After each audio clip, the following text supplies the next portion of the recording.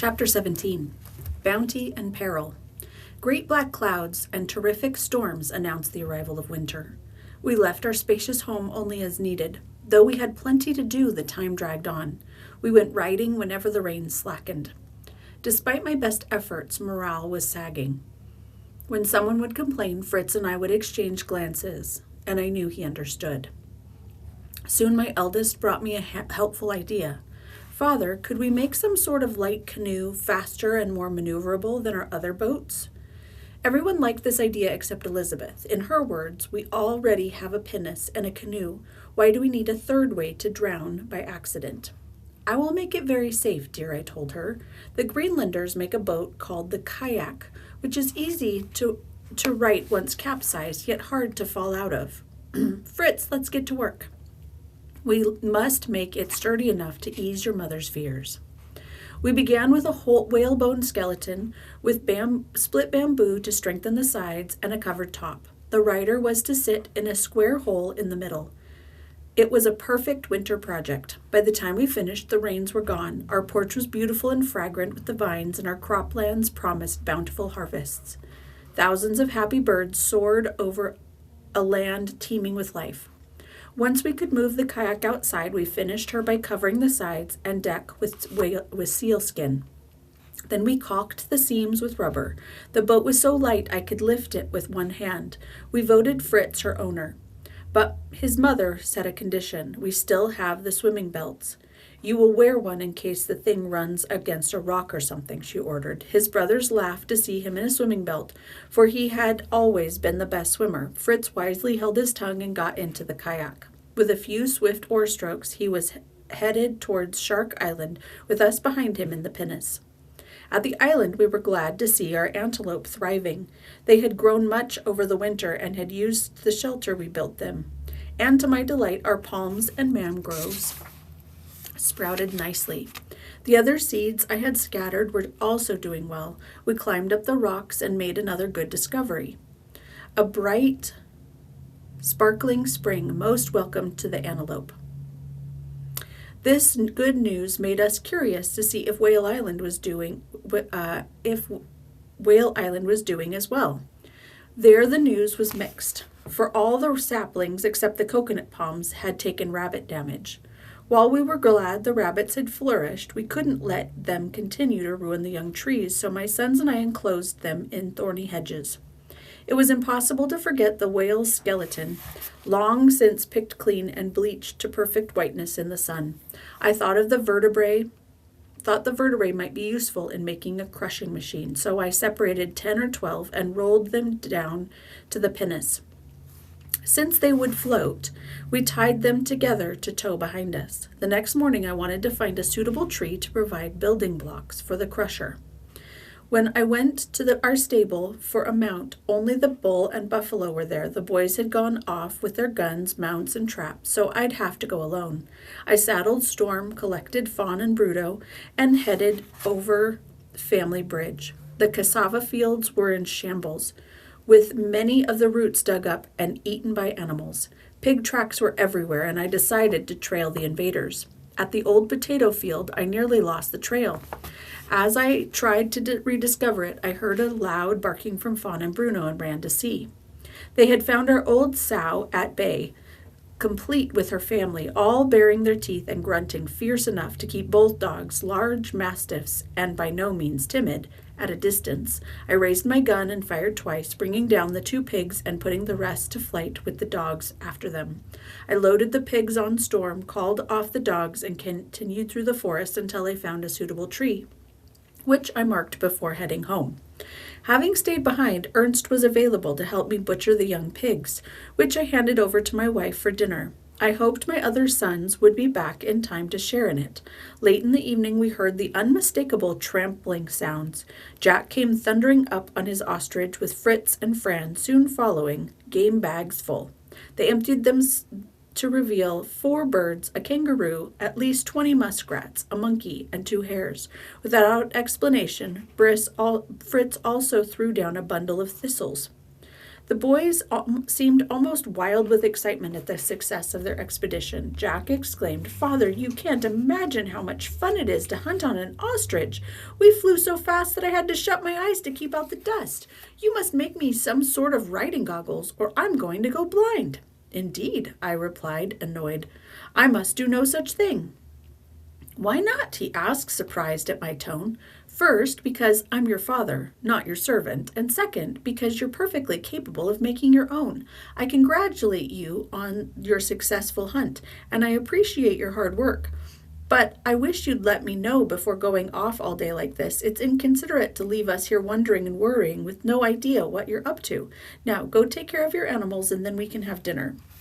Over our delicious roast pork, washed down with moderate amounts of fragrant mead, Fritz began to describe the day's expedition. We checked the traps near Woodlands and found the muskrats and a platypus.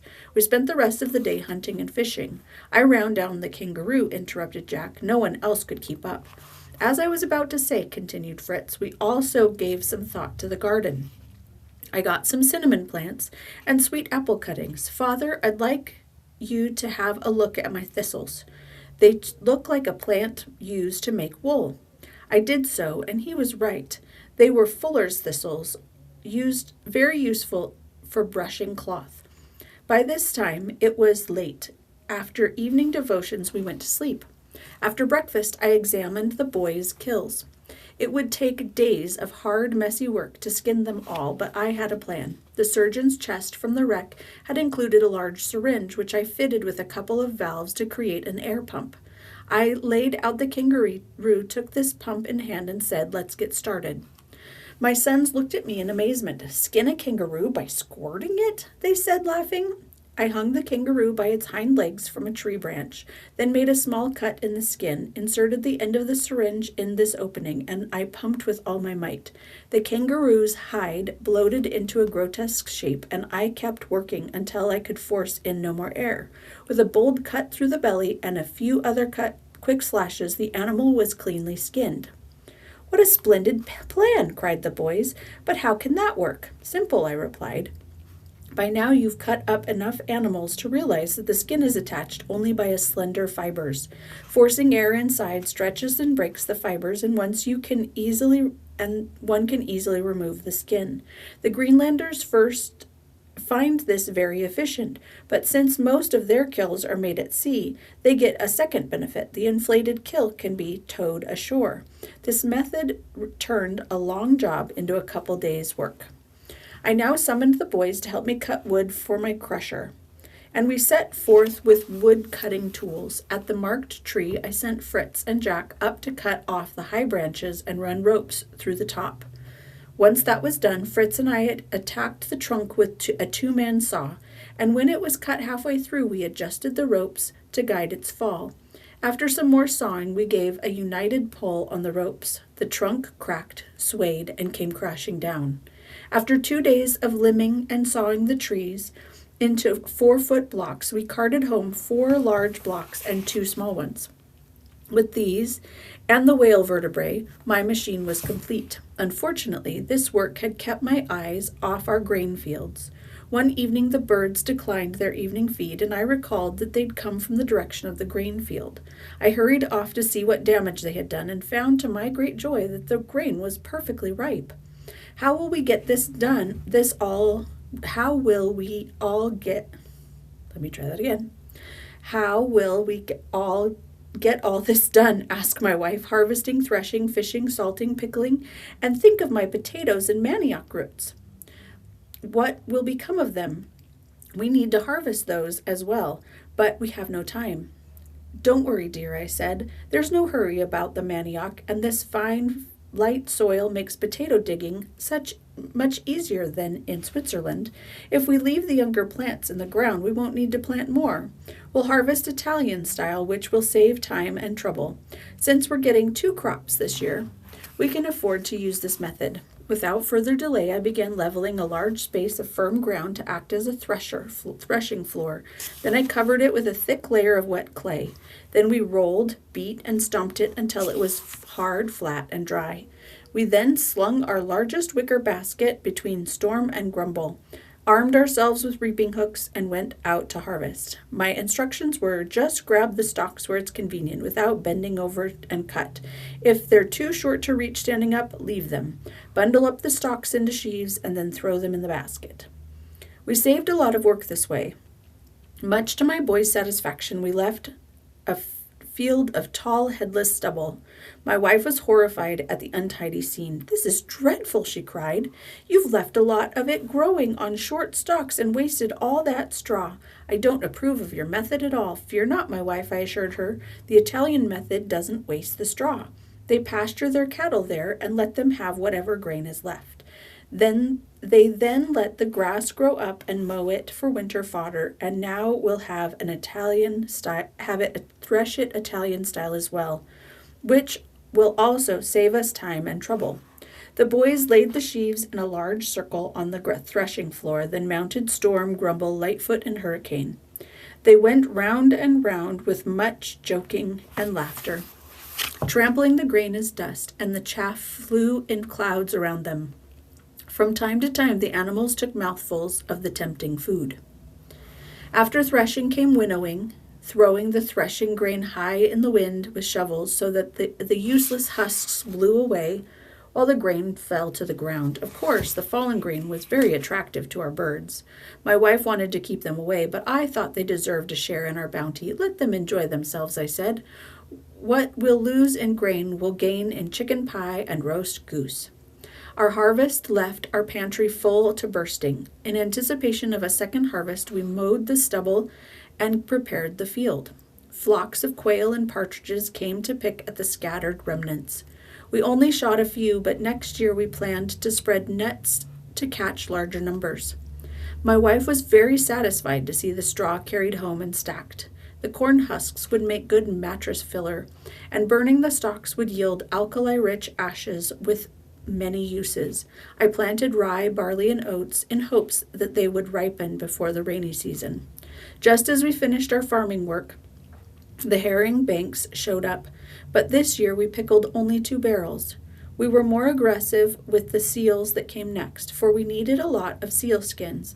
I had built a little compartment on the deck of the kayak to carry provisions and ammunition, and now I made it watertight. I also furnished the little craft's harpoons with seal bladder floats so that the quarry couldn't dive away. Fritz could hardly wait to take his first solo trip. As at last I pronounced the kayak ready for use, Fritz put on his swimming belt without complaint, for his mother had not relented. We all went down to the beach to see him off, and I readied the pinnace. I doubted he would need rescuing, but it seemed to reassure Elizabeth. The kayak floated lightly on the smooth greenish sea, and Fritz began to practice many nimble moves with his paddles. What a maneuverable craft! At last he deliberately capsized the kayak, bringing a shriek of terror from my wife, until he bobbed back up to his brother's cheer. If his intent was to prove the kayak safe, he succeeded. When Fritz recovered his balance, he paddled into the Jackal River current and was carried out to sea. This was more than I bargained for. "Ernst, Jack, into the boat," I said sharply. "After him." My wife urged us to hurry, and my sons did indeed row for all they were worth. As we left the bay near the rocks that had wrecked our old ship, we strained our eyes for a glimpse of the runaway. After a time, we saw a faint puff of smoke and then heard a pistol shot from beyond a rocky point of land. Jack fired an answering shot, and we steered towards the sound, where we heard Fritz's cheery hello with the kayak as the kayak darted from beyond a ridge of rock. "Come to this beach," Fritz called. "I have something to show you." It was a young walrus, dead with harpoons in his neck and shoulders. "Did you kill this creature, Fritz?" I exclaimed. "Of course, father. How can you doubt it, with a harpoon in him?" "Point well taken," I admitted. "I was so worried about you that it affected my good sense. Good work, but you alarmed us very badly, especially your mother. You shouldn't have left the bay. She was worried half to death for you." "I didn't mean to, father, but the current caught me. Then I came on a walrus herd, and I really wanted to get one, so I kept chasing them, even when I was out in the current." He took 2 harpoons and a pistol shot to kill. "Fritz, that was very risky," I said. "Why, walruses aren't normally aggressive, but a wounded one is." It can sink a strongly built whaleboat. I need hardly remind you how fragile your kayak is. That said, thank God for your safety, which I value above 1,000 walruses. Now, what's to be done with him? And he's got to be 14 feet long. I'm glad you followed me, Father, said Fritz, but even together I don't think we can move him. But please let me take away the head with those impressive tusks. I'd like to mount it on the kayak's bow. Certainly, we should take these beautiful ivory tusks, I replied, but hurry, the air feels strange. I suspect a storm is brewing. Mounting the head on the kayak will look fearsome, cried Jack. Not as fearsome as it'll smell when it starts to rot, added Ernst. What a treat for the kayaker. We'll prevent that, said Fritz. By the time I finish soaking and drying it, it won't offend your delicate nose in the least. Father, aren't walruses Arctic animals? Asked Ernst. Mainly so, I replied, though they're occasionally seen elsewhere. Perhaps this one wandered from the Antarctic. I gave a further description of walruses as I helped my sons remove some long strips of skin in addition to the head. This would be easier if the kayak carried a hunting knife and hatchet, commented Fritz.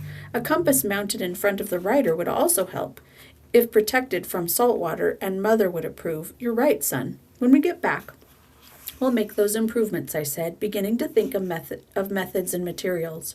When the walrus parts were loaded onto the pinnace, I suggested, Fritz, let's carry the kayak in the boat, so we can all arrive together. Father, I'd really like to return alone as I came and go out in front so Mother can see me. I relented, for this was a good example of that bold independence I wished to encourage. Soon he was skimming the surface at a quick pace, far ahead of us. Black clouds gathered thick and fast around us, and by the time the storm came on, Fritz was out of sight. The seas began to rise, and we buckled on the swimming belts and lashed ourselves to the boat so as not to be tossed overboard. I was anxious for Fritz, and I could only imagine how my wife and Franz felt, alone in the storm with no news of the rest of their family. The horizon was dark and angry. Fearful gusts of wind lashed the ocean into foam. Torrents of rain slashed down while livid lightning blazoned and crackled in the gloom. Both my boys faced the danger nobly, and I was pleased to see how well the pinnace weathered the squall. What a relief when I saw the clouds beginning to lighten.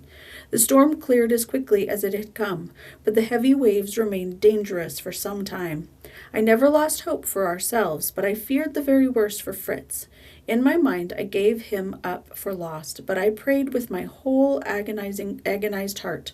Never had the words, "Thy will be done," been so difficult to express, even in silent prayer. At last we rounded the point into Safety Bay. I took the spyglass and strained to see. Soon I could make out 2 small figures, no 3. Fritz is with them, boys. I see the kayak. Tension flowed from all of us like water from a bottle, and I joined my boys in cheers of joy. It was perhaps our happiest reunion yet, and my entire family knelt on the sand to give thanks for God's mercy, my wife's words spoken through tears of joy.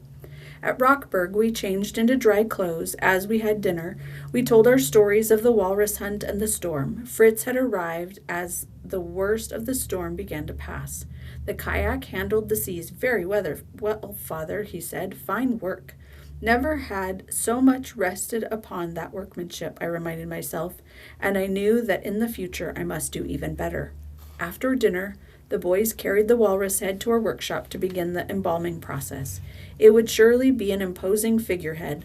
Perhaps provided it didn't unbalance the craft, and the hide strips promised to be valuable leather.